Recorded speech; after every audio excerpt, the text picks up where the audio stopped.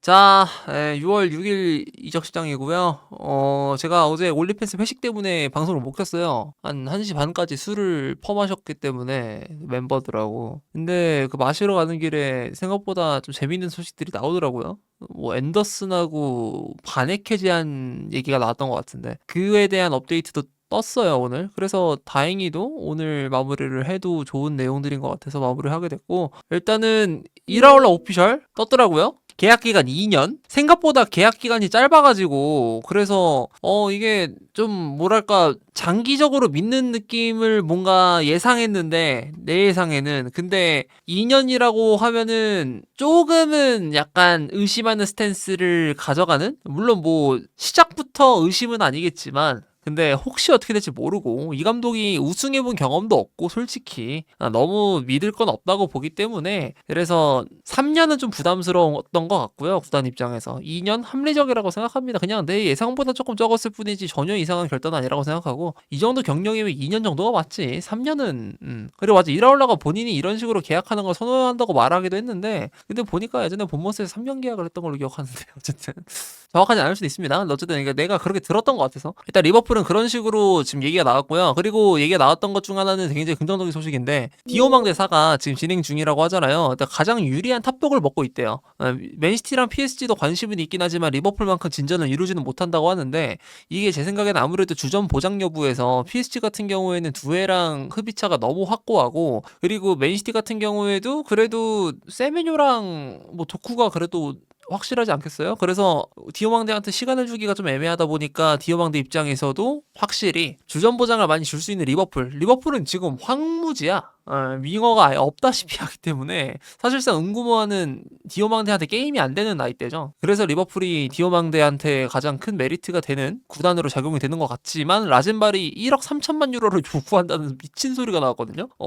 저게 뭐 제 생각에는 후가시를 좀 잡는 것 같긴 한데 근데 그래도 가격선이 저거는 좀 말이 안 되는 이게 좀 진짜 말이 안 되는데 뭐 리버풀이 사실 작년에도 그 이삭 1억 5천만 파운드 내고 잘 치고 데려오긴 했는데 어려워요. 확실히 어려워요. 일단 라젠발은 제 NFS를 고수하고 있고 그리고 계약은 4년 남은 상태에다가 바이아웃은 없는 상황. 그리고 PSG나 맨시티 등등등 어느 클럽도 리버풀만큼 진전을 해온 상황은 없대요. 근데 일단 리버풀이 1년 전 어마어마한 금액을 썼었고 이번 여름 디오망대 말고도 다른 포지션 영입이 필요하기 때문에 온스테인의 말에 의하면 1억 3천만 파운드를 단번에 지불하기는 꺼려질 수 있다. 그래서 아마 내고가 들어갈 것으로 보이고 근데 뭐 온스테인의 코멘트가 아니어도 저건 내고로 치는 게 정상적인 상황이기 때문에 근데 일단 구단의 기조에 너무나도 잘 맞고 그리고 속도랑 직선적이고 찬스 메이킹과 득점력 여러 가지 부분에서 또 이라올라와 잘 맞을 것 같거든요, 저도. 그래서 저는 이번 시즌 리버풀이 하나의 베스트 타깃으로 디오망대를 노리는 건 굉장히 합리적이라고 보이고 앞으로 리버풀이 협상 스탠스를 잘 띄어서 저걸 어떻게 내고칠지가 굉장히 기대가 되는 상황입니다. 그리고 지금 토트넘 쪽에서도 링크가 많이 떴는데 일단 첫 번째로 일단 바네케죠. 멜로가 말하기로는 브라이튼이 바네케의 제안을 일단 거절을 했다고 해요. 뭐 전화기였나? 그 ITK가 말하기로는 4천만 파운드라고 하는데 제가 전에 어제 내용 확인했던 걸로 5천만 파운드로 기억하긴 하거든요. 근데 토트넘은 협상을 계속 진행 중이고 첼시와 리버풀 또한 관심이 있는 상태이며 그리고 바네케 쪽에서 토트넘 합류에 굉장히 긍정적인 상황인 것 같더라고요. 근데 계약 기간 1년 남았는데 7천만 파운드를 부른단 말이 있어가지고 이거 진짜 어떻게 줄여야 될지 감도 안 와요. 작년에 게이가 3,500만 파운드 정도를 구단으로부터 요구당했던 걸로 기억하는데 펠리스로부터 게다가 결과론적으로 합의가 됐던 사안은 3천만 파운드 부근이었던 걸로 기억을 하고 근데 게이만큼 잘하긴 했는데 바네케가 이거 팰리스 시절 게이만큼 잘하긴 했던 걸로 기억하는데 와 그래도 진짜 이 가격이 같은 계약 상황에서 이렇게 차이가 날 수가 있나 거의 2배 넘게 차이가 나는데 요구액이 토트넘이 뭐 협상을 빠르게 가져가기를 원한다고 하거든요. 월드컵 때문에 이적 시장을 서두르고 있다라는 말이 나오고 있는 관계로 일단 계속 악셀을 밟긴 할 텐데 서두르는 입장에서 좀 망설여질 만한 액수가 지금 제한돼 버리고 그리고 바네케 같은 경우에는 월드컵을 나가버리기 때문에 이제 협상이 좀 붕 뜨는 기간이 분명 발생할 거란 말이에요. 그래서 저는 저 바네케 영입 가능성이 좀 많이 빡세 보이긴 합니다. 아니면은 돈을 진짜 많이 지불하거나 둘 중 하나가 될 것 같아요. 아니면은 뭐 여름 끝까지 째면서 그러니까 월드컵 때문에 이적 시장을 서두르고 있는 상황임에도 불구하고 어쩔 수 없이 가격 협상에서의 유리한 고지를 점하기 위해 좀 뒤로 보낼 수 있는 가능성도 꽤 높다고 생각합니다. 자유계약 압박을 좀 주면서 협상을 해야 이제 좀 내고를 치기 쉬울 것 같아 갖고 근데 그렇게 되면 첼시랑 리버풀 그 외에도 다른 클럽들도 충분히 개입이 가능한 상황이기 때문에 때문에 리스크가 분명히 존재를 해서 토트넘은 좀 고민이 많지 않을까, 이걸 어떻게 풀어내야 될까. 일단은 비드를 넣어보면서 한번 진전을 가져가 보려는 입장이긴 한데, 근데 사이먼 스톤도 언급했듯이 토니 블룸이 가격 내고에 있어서 굉장히 보수적인 인물이라 그래서 상대를 좀 잘못 만난 느낌도 없지 않아 있죠. 그리고 이제 토트넘이 사비뉴 영입을 지금 추진 중이래요. 개인 합의는 문제가 없을 것 같다고 하고 선수는 토트넘의 큰 매력을 느끼고 있는 상황이라고 하거든요. 사비뉴가 1년 전에는 토트넘행에 확신이 없었다라는 보도가 브라질에서 나왔었대요. 근데 이게 듣기로는 사실이 아니라고 합니다. 예. 사비뉴는 1년 전에도 토트넘으로 갈 준비가 되어 있었지만 그 후에 맨시티 측에서 남아달라, 펩 과르디올라 감독이 너를 신뢰하고 있다라고 말을 하자 사비뉴는 이제 맨시티 잔류를 해서 커리어를 이어간 그런 이제 시나리오가 있었다고 해요. 그래서 작년 9월에 재계약까지 체결한 것에 매우 만족해 있던 상황인데, 근데 지금은 모두가 아시다시피 굉장히 부진을 많이 했기 때문에, 그리고 맨시티 측에서도 윙 교체를 해야 되는 상황에 지금 직면한 상황이라 그래서 이제 토트넘으로 보내려는 상황인 것 같고, 그리고 개인 합의 측면에서는 큰 문제가 없고 개인 합의는 곧 완료가 될 것 같다라고 로마노가 말을 하거든요. 그리고 이전부터 사비뉴 얘기가 좀 가끔씩 꽤 나오긴 했는데 이제부터는, 지금으로부터는 확실히 토트넘이 이 딜에 본격적으로 뛰어들었다는 거를 로마노가 보증한 상황. 그리고 작년에 제가 기억하기로 사비뉴가 한 7천만 파운드였나? 뭐 그 정도 가격선이 형성됐던 걸로 기억하는데 작년에 샀으면 저 공사 제대로 당할 뻔했죠. 그래서 올해 사는 것이 타이밍상 굉장히 합리적으로 보입니다. 지금 나이도 뭐 22살이고 그리고 뭐 홈그로는 안 되긴 하지만 1년 버텨가지고 2천만 파운드 이상 내고를 칠 수 있는 상황이기 때문에 타이밍상으로는 괜찮아 보이고, 근데 싸한 점은 리그 베스트 시절의 폼이 아예 안 나온다는 거. 그거를 끄집어내는 거는 또 데제르비가 잘 해야겠죠. 데제르비가 그래도 젊은 선수 지도를 잘하다 보니까. 근데 뭐 그 시절의 폼이 나온다고 하면은 저는 그때 지금 말하면은 막 사람들이 이 새끼 미친놈이다 이럴 수 있는데, 저 그때 디마리아 같다고 평을 내렸었는데 진짜 좌측 사이드에서 드리블을 너무 잘했어가지고 리그 베스트에 들어가는 게 전혀 이상하지 않은 수준의 폼을 보였던 체감이 있어서, 그래서 되게 긍정적으로 바라봤던 선수인데 너무 만개의 조짐조차도 못 보이는 게 안타까웠는데 토트넘 가서는 뭐 잘 풀리길 바라고요. 그리고 이제 맨시티가 앤더슨 영입을 위해서 오프닝 비드를 넣었대요. 근데 이제 거절당했다고 하고, 그렇지만 영입 시도는 계속 이어가는 중이면서 맨유는 그 와중에 이거 안 되겠다, 이거 존나 비싸다, 빠꾸 치겠습니다. 그래서 이제 빠꾸 쳤다고 하고, 이게 라이스 이적 요인이 1억 500만 파운드보다 조금 더 높은 금액을 원했대요. 그래서 맨유 입장에서는 계산기를 딱 두들겨 봤을 때 이건 개오바다 싶어가지고 뺀 것 같고, 로마노가 말하기로도 뭐 앤더슨은 가격이 높다 보니까 맨시티가 뭐 영입이 실패할 수도 있는 거 아니에요? 영입을 실패하게 되면 토날리로 선회를 할 예정이라고 하고, 토날리 같은 경우에는 아스날한테서도 굉장히 큰 관심을 받고 있는 상황이라서, 그래서 앤더슨 이적 자체가 만약에 안 될 시에 이번 여름에 맨시티랑 아스날이 8번 매물을 두고 싸우는 모습을 또 볼 수 있을 것 같고, 그리고 저들 중 하나는 토날리가 아니라 뭐 그 밑에 매물인 마테스 페란데스나 뭐 와튼 쪽으로 선회를 할 수도 있겠죠. 그래서 연쇄 이적, 대거 이적이 또 발생할 수도 있는 스노우볼이 앤더슨으로부터도 확인이 될 수 있을 것 같고,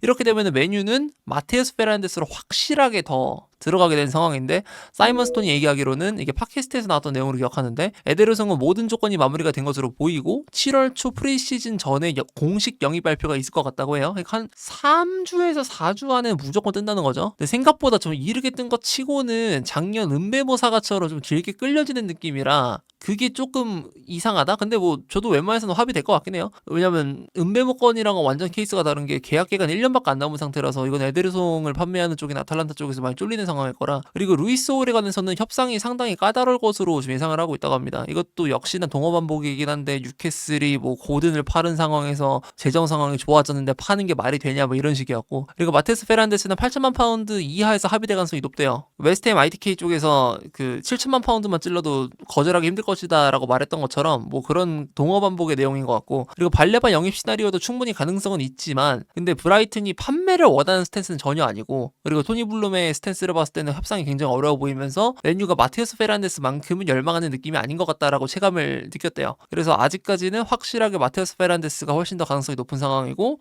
물론 에드르송이 거의 한 95%, 마테우스 페란데스가 한 75%, 그리고 뭐 발레바가 50 이하, 뭐 그 내외 그 정도가 되는 것 같아요. 그리고 온스테인이 말하기로는 바이언이 레프트윙 최우선 타겟은 은구모아, 근데 이제 리버풀은 팔 생각이 없는 상황, 구단과 접촉은 없다. 은구모아 팔면 저는 저거 대한민국 콥들 다 같이 비행기표 끊어가지고 현지 현지 시비하러 가야 된다고 생각합니다. 물론 실제로도 NFS를 박아버리면서 이제 일체 바로 끊어버리긴 했지만 뭐 현지에서는 이런 게시글도 있더라고요. 올리세랑 트레이드 해주면 바꿔주겠다. 왜냐면 은구모어가 리버풀이 지금 제레미 몽가를 노리지 않아도 되는 이유가 은구모어 덕분이기도 하고 1군에서도 증명이 계속 되고 있잖아요. 얘가 지금 띄고 있는 문제점은 딱 그거거든요. 수비 가담 능력하고 이제 체력 이게 두 가지만 개선이 되면은 근데 이거 두 가지는 진짜 나이 들면 알아서 개선되기 때문에 전혀 문제가 없는데 근데 그 자연스럽게 알아서 잘 클 수 있는 유망주를 팔아버리면 이거는 그 첼시 팬이 공감하자면 약간 그 무시할라건이 생각날 수밖에 없는 NFS는 잘 박은 것 같고요. 쟤는 서브로 계속 키우면서 코디악포로 살짝 고통은 받지만 그래도 은구모어가 나왔을 때 숨통이 탁 트이는 딱 그 정도로 이제 은구모어를 천천히 키워나가면서 출전 시간을 늘려나가는 형태가 가장 이상적인 형태가 맞습니다. 저거는 잘한 스탠스 같아요. 그리고 로마노가 말하기로는 이번 여름 어떠한 움직임이 예상되는 바르콜라, 리버풀, 아스날 그리고 다른 클럽이 주시 중이다. 그러니까 저기 은구모어를 지키면서 바르콜라까지 지금 넘보고 있는 게 리버풀 같아요. 바르콜라랑 디오망대 둘 다 데려오는 걸 수도 있고 근데 둘 다는 조금 힘들 것 같고 바르콜라의 몸값이 생각보다 많이 높을 거라. 왜냐면 이번에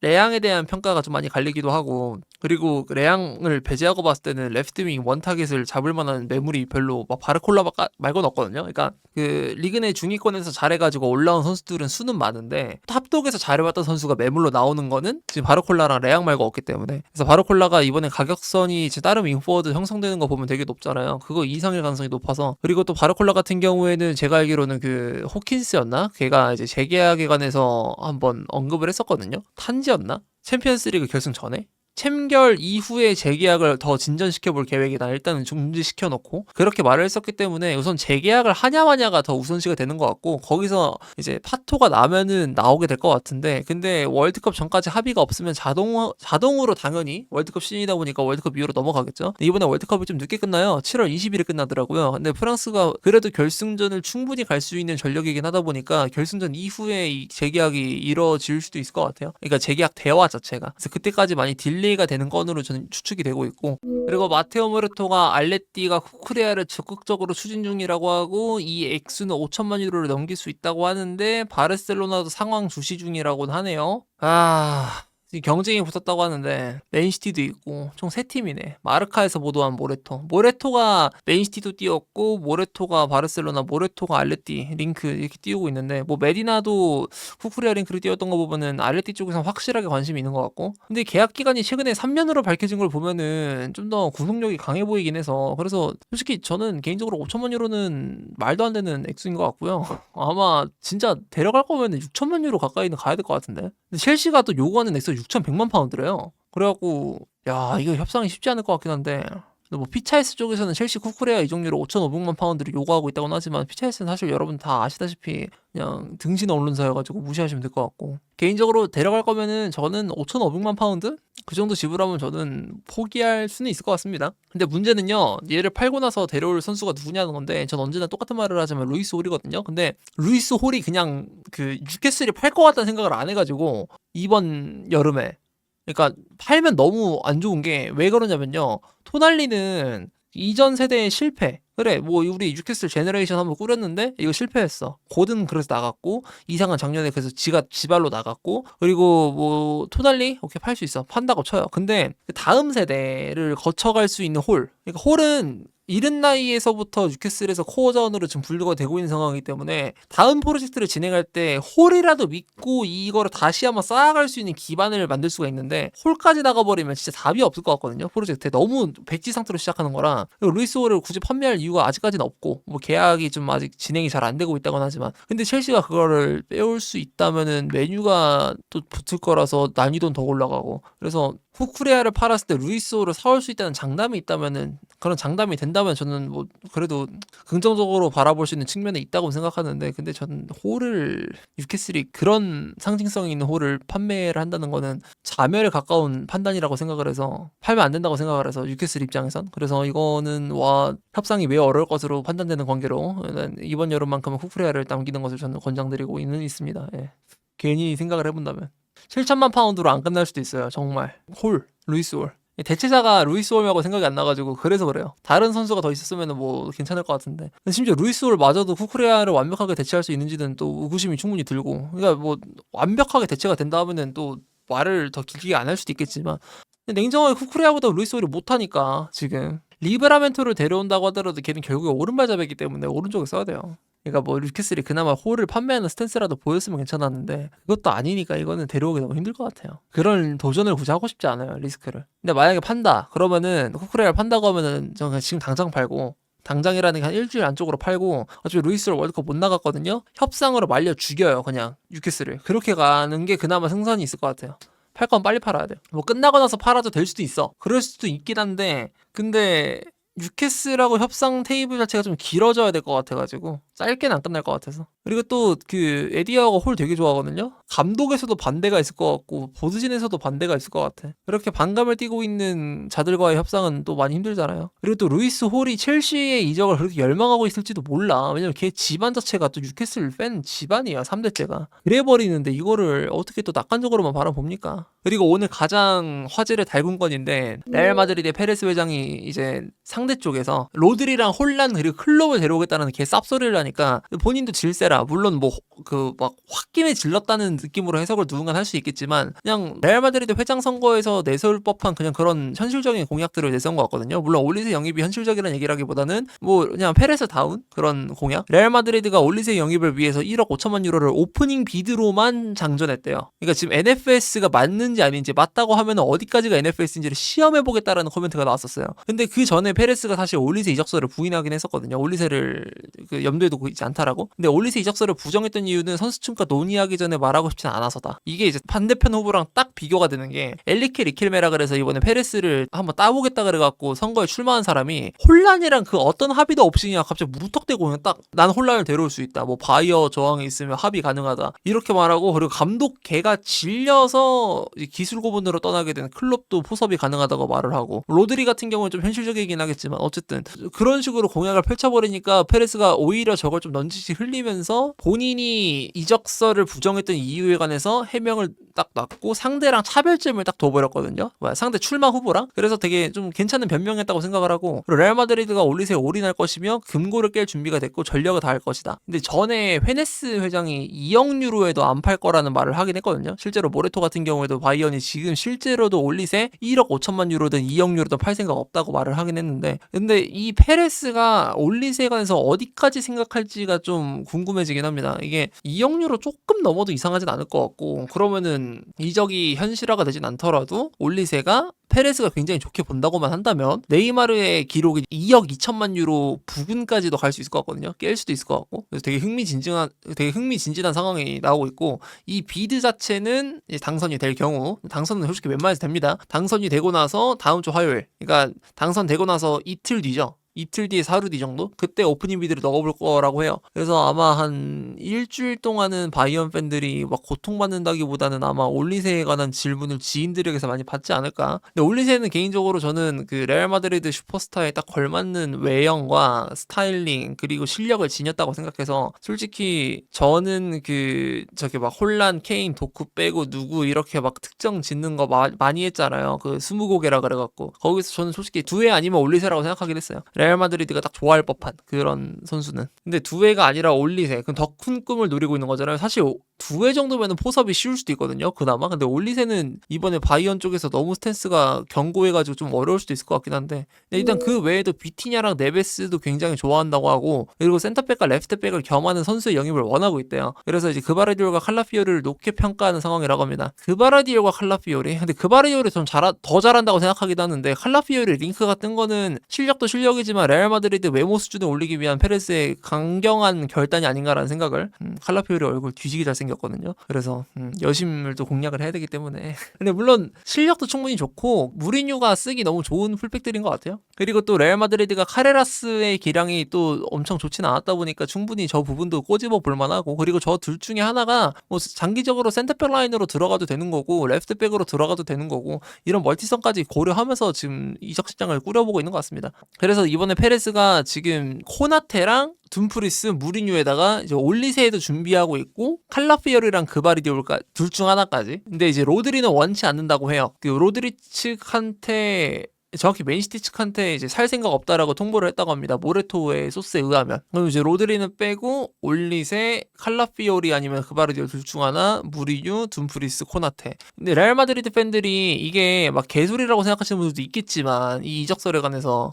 근데 난 흥분을 감출 순 없다고 보는 게 공격수 빅 사이닝이 생각보다 진짜 오랜만이거든요. 내가 체감하기로는 아자르랑 요비치 그때 이후로 처음인 것 같은데, 그때 이후로 페레스가 크게 되어갖고 기존에 있는 선수들 최대한 쓰면서 추가 연기를 좀 줄여놓고, 그리고 이제 좀 어린 선수들을 수급하는 그런 쪽으로만 많이 갔었고, 금액을 지출하더라도 보통 미드필더 쪽에 지출을 많이 했던 페레스였는데, 근데 이번에는 진짜 페레스다운, 레알 마드리드다운 행보를 이어가는 것 같아서 저는 굉장히 재밌게 지켜보고 있습니다. 근데 저는 올리세가 갈 확률이 높진 않다고 생각은 해서 올리세를 포섭하는 건 쉬워도 바이언을 이기지 못할 것 같아갖고, 그러니까 바이언이 그래도 일단은 갑이긴 하니까 그 다음 선택지가 오히려 좀 궁금해지긴 해요. 올리세는 아직 현실적으로 갈 확률은 높게 보긴 힘든데, 근데 그 다음에 또 뭐가 준비가 되어 있는지. 솔직히 바이언이 이거 팔면은 본인들의 위상을 좀 부정하는 행위가 되는 거고, 좋지 않은 선례로 남을 가능성이 높아서, 물론 나는 자본주의 사회에서 완벽한 NFS는 좀 있기 힘들다고 생각하긴 하는데, 이제는 작년에 그 이삭 사가를 좀 대기도 했고, 그리고 페레스가 진짜 미쳤다고 막 2억 5천만 유로 지르면 뭐 팔 수도 있는 거잖아요, 그렇게 되면. 그래서 뭐 협상을 잘하다 보면은 바이언 보드진의 승인을 받을 수도 있긴 하지만,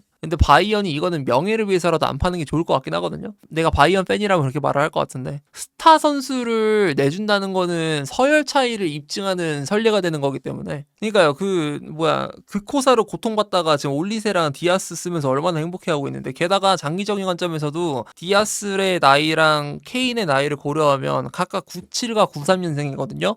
얘네들의 수명이 아무리 길어봐야 4년이야, 4년. 케인은 한 2년. 그 정도인데 올리세는 한 6년을 내다볼 수 있는 자원이잖아요, 수명상. 그러면은 레나르트 칼이나 뭐 무시알라 이런 애들이 정착을 하는 과정에서 올리세가 버팀목이 되어줘야 되는데, 그런 선수를 판다는 거는 프로젝트를 한번 부순다는 뜻이라서 바이언의 입장을 보게 되면은 굉장히 힘들 것으로 보이긴 합니다. 근데 저는 이렇게 생각하긴 하는 게, 페레스가 올리세가 원하는 모든 걸 다 들어줄 수 있는 사람이라고 생각은 해서, 그래서 바이언은 올리세를 잘 달래야 될 것 같아요. 뭐 안 흔들릴 수도 있어요. 뭐 실제로 보면은 올리세가 그 레알하고 경기하고 나서 이제 유럽의 왕이 누구죠? 뭐 이런 식으로 말하면서 도발을 하기도 했는데, 근데 그런 거는 경기 이후에 오가는 트래시 토크 정도에 불과하다고 생각해서 큰 의미가 없다고 보고, 올리세의 꿈이 어디까지인지를 좀 더 봐야 될 것 같습니다. 근데 올리세가 발롱도르를 따기 위해서는 레알에 가는 의미는 별로 없다고 생각해요. 발롱도르를 딸 거면은 바이언에 남아야 된다고 생각합니다. 왜냐면 가게 되면은 발롱도르 경쟁자가 많거든요. 그리고 바이언이 대업을 이룰 수 있는 클럽이잖아, 충분히. 리그 우승은 레알 마드리드보다는 쉽고, 그리고 코파델레이 따는 것보다도 이제 DFB 포칼 따는 게 더 쉽고, 거기에 더불어서 그 안정화된 형태에서 연봉도 정말 많이 받지, 그리고 거기서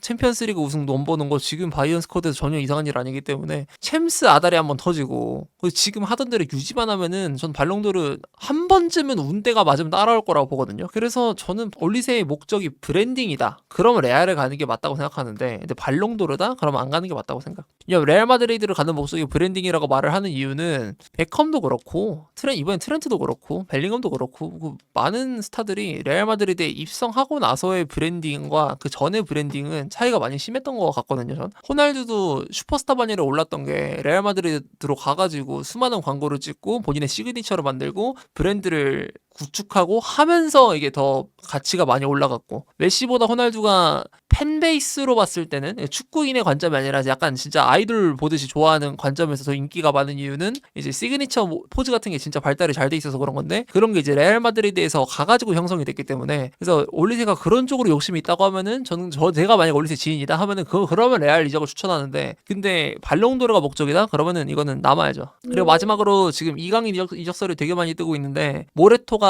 지금 이강인이 아시아 마케팅 관점에서 알레티에게 굉장히 큰 도움이 될 거라고 하면서 막 그 링크를 띄우긴 했거든요. 3천만 유로 정도의 가격이 지금 온다면은 팔릴 수 있다라고 얘기를 하고, 선수가 아틀레티코 마드리드를 가장 우선시하고 있다는 내용을 밝혔어요. 선수 탐구님이 또 맞았을지도 모르고. 그리즈만이 나가고 나서 베르나르드 실바 영입도 알아보고 있는데, 페르난도 폴로라는 기자의 언급에 의하면 베르나르드 실바는 바르셀로나 측과 거의 합의가 된 것으로 뭐 보이거든요. 그래서 그 실바를 놓쳤기 때문에 이강인을 노리는 건지, 아니면 스타일은 완전히 다르지만 니코 곤잘레스가 알레티로 가지 않게 되면은 이강인이 갈 수 있는 건지, 어떤 경우가 이제 어떤 숙제가 이루어져야 이강인이 갈 수 있는지 모르겠는데, 일단은 뭐 호킨스가 말하기로는 PSG가 이강인과 계약 연장 자체를 아예 고려하지 않고 있다라고 해서, 그래서 더욱더 이적 가능성이 높아진 건 사실인 거는 같아요. 그러니까 어디로든 갈 것 같은데 일단 지금 가장 가능성이 높은 건 알레띠고 그 다음으로는 호킨스가 언급했듯이 빌라. 알레띠는 뭐 최근에 한국어 게시판을 뚫으면서 막 업로드도 많이 했다 보니까 뭔가 개연성이 있는데 빌라는 좀 뜬금없다고 느끼실 수는 있거든요. 그리고 또 알레띠는 스페인 클럽이다 보니까 이강인과 되게 잘 맞긴 하죠. 이강인의 상상은 기본적으로 이제 스페인어가 먼저 튀어나온다고 할 정도로 스페인에 엄청난 연구도를 갖고 있고 그리고 휴가도 보면은 스페인 마요르카 섬으로 진짜 많이 가는 거 보면 스페인에 관해서 사랑이 엄청난데 근데 빌라가 뜨는 이유는 저는 전술적인 이유라고 좀 생각을 하긴 하는 게 이강인이 프리미어리그를 넘볼 때 지금 가기 딱 좋은 클럽이 빌라 말고 없긴 해요. 그러니까 맥긴의 대체 옵션으로 들어가면 딱인데 맥긴하고 공존하고 뛰어도 전혀 문제가 없고 빌라의 넘버 10이 교체가 될 가능성이 좀 점차적으로 화두가 되고 있거든요. 로저스가 나갈 가능성이 좀 많이 지금 주목을 받고 있고 거기에 더불어서 로저스가 나가게 될 시에는 부엔디아가 지금 뭐 좋은 옵션으로 자리를 잡고 있는 상황은 아니다 보니까 그래서 또 이제 넘버 10을 또 보강을 해야 되는데 로저스가 만약 남는다고 하더라도 뭐 이강인이 가도 충분히 문제는 없을 것 같고 게다가 맥긴의 나이가 94년생이라서 32이다 보니까 세대 교체가 분명히 있어야 되거든요. 왼발 킥 옵션으로 재미를 보는 그 점과 포지션 분포도 그리고 드리블 스타일 이런 거 다 보게 되면 맥긴하고 정말 많이 닮았어요. 그래서 저는 그냥 빌라 가면 알아서 잘할 것 같아요. PL 가면은 빌라 가는 게 베스트 오브 베스트 저는 그렇게 생각을 해왔는데 마침 빌라랑 링크가 뜨니까 되게 반가운 소식. 이강인이 프리미어리그로 와야 됩니다, 여러분. 저는 스페인 쪽보다는 잉글랜드를 좋아하기 때문에 저번 영상에서도 그랬지만 잉글랜드로 와주길 간절히 바라고 있는 중.